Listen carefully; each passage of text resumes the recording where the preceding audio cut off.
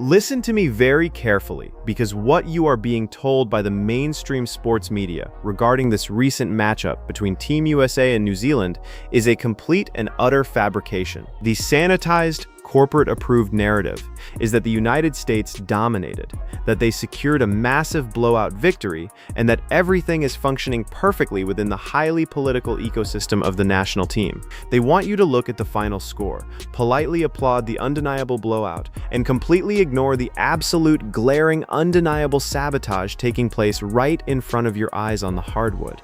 This was not just a basketball game. This was a live, highly televised demonstration of institutional suppression and corporate politics at the absolute highest level. For months, the global basketball market has been aggressively demanding that the establishment hand the operational keys over to the single most valuable athletic and commercial asset in the history of the sport, Caitlin Clark. The pressure became so overwhelmingly massive, so financially terrifying, that the established gatekeepers finally broke. They finally caved to the undeniable market forces and officially wrote her name into the starting lineup. But if you think for one single second that the old guard was just going to politely hand over their leverage and their market share without a brutal, underhanded fight, you are absolutely blind to the dark realities of professional sports economics. They gave the public what they wanted on paper, but on the court, they executed a highly calculated, malicious tactical trap designed specifically to artificially suppress her kinetic output and protect the fragile egos of the legacy veterans. She was off the ball. What are we doing? What are we doing? I don't understand it. Let Caitlin Clark play. I need you to deeply analyze the sheer, unadulterated absurdity of what the coaching staff actually did in this game. They finally started the most lethal, highly processed, globally recognized point guard on the face of the earth, and they completely removed her from her natural position. They actively forced her to play off the ball as a small forward. Do you understand the level of tactical malpractice, the level of blatant corporate sabotage required to make a decision like that? That is not a simple coaching adjustment. That is a highly political mandate. When Caitlin Clark has the basketball in her hands, she operates as the chief executive officer of the entire offensive ecosystem.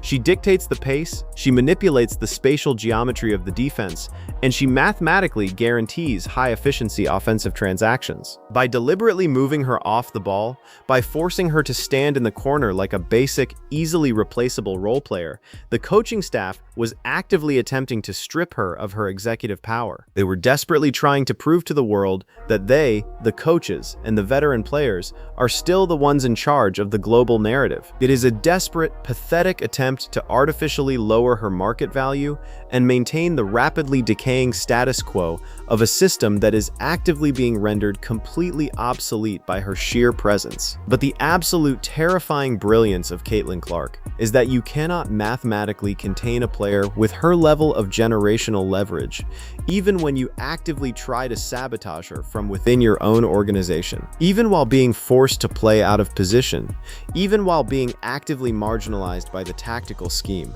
she still ruthlessly delivered 14 highly efficient points and distributed 6 absolutely lethal assists. She was a staggering plus 24 when she was on the floor. She did not just play the game, she acted as an absolute instigator of violence against the New Zealand defense. When she finally did get the ball, she executed with the cold, detached precision of a corporate liquidator. We are talking about deep, back-breaking three-pointers from way downtown that completely shatter the opponent's psychological resolve.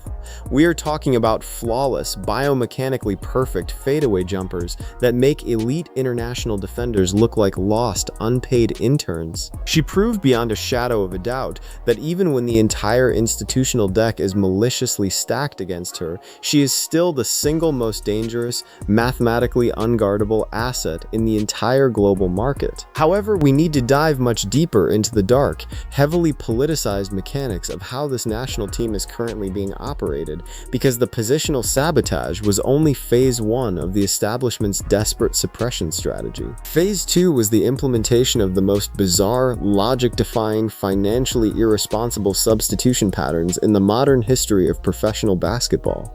A lot in this game. She was MIA during parts of the third quarter. There's still no real rhyme or reason to these There is absolutely no legitimate tactical rhyme or reason to the way Caitlin Clark is being rotated in and out of these international games. When a player of her magnitude, a player who dictates the entire television viewership economy and the global sponsorship metrics of the sport, is suddenly rendered missing in action for massive extended stretches of the critical third quarter, you are no longer witnessing coaching. You are witnessing a deliberate, calculated agenda.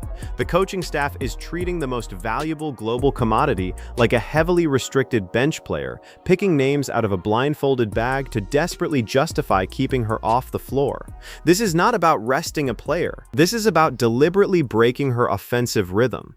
It is about actively preventing her from taking complete, undeniable control of the game's narrative. When you pull the biggest financial draw off the floor without any legitimate tactical justification, you are not just hurting the team's offensive efficiency, you are actively breaching your fiduciary duty to the paying audience, the television networks, and the global sponsors who are pouring millions of dollars into this exact product, specifically to watch her operate. It is a gross mismanagement of elite athletic capital, driven entirely by internal locker room politics and the deep-seated fear of the old guard becoming entirely irrelevant. And speaking of the internal locker room politics, we have to address the massive, uncomfortable elephant sitting directly in the middle of the room. The absolute, undeniable friction between the generational rookie and the established legacy veterans is actively bleeding onto the television broadcast for the entire world to see.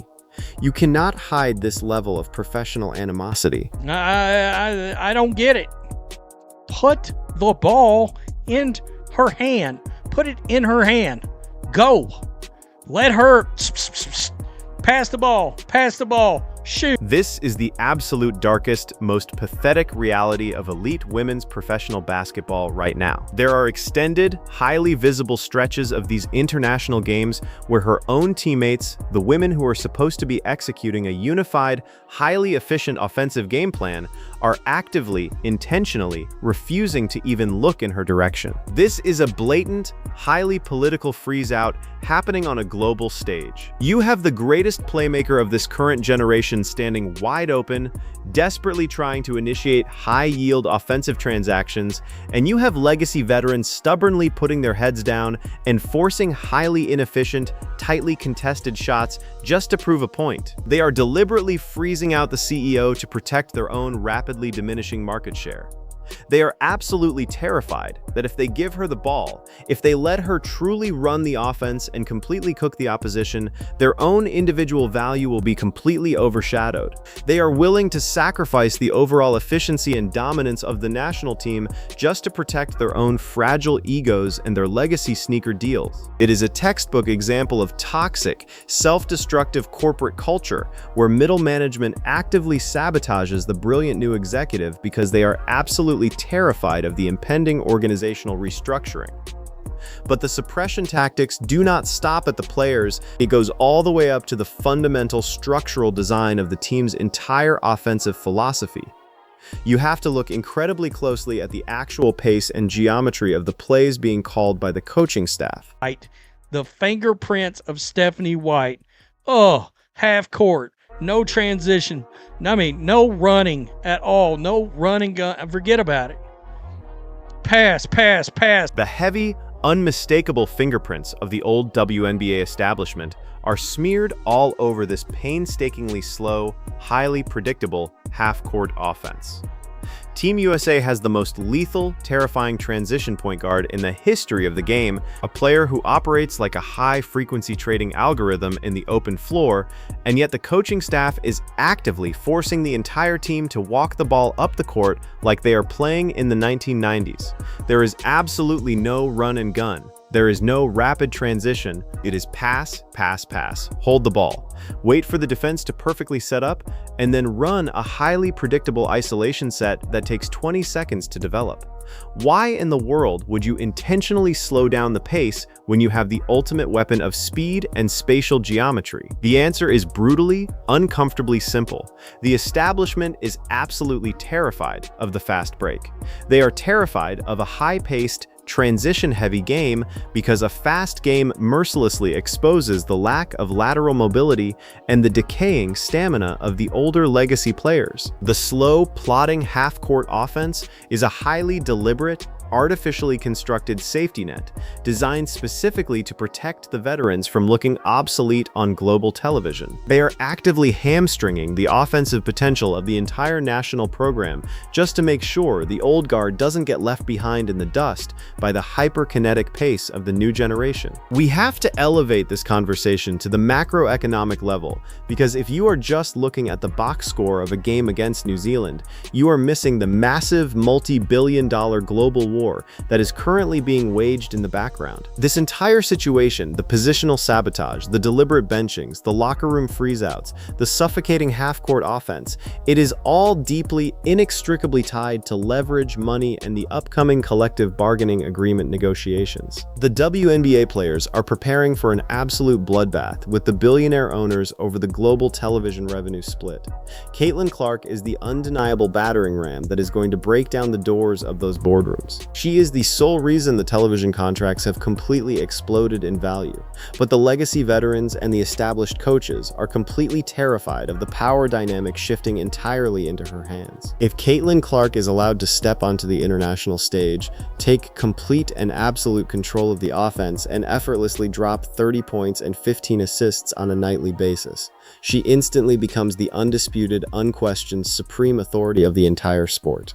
She becomes the sole dictator of the market economy. The establishment is fighting a desperate losing battle against absolute inevitability. They are trying to apply a heavy restrictor plate to a high-performance billion-dollar engine because they know that once that engine is fully unleashed, there is no going back to the old way of doing business. The era of the Grow the Game participation trophy is completely dead. We are now officially operating in the era of absolute, undeniable leverage.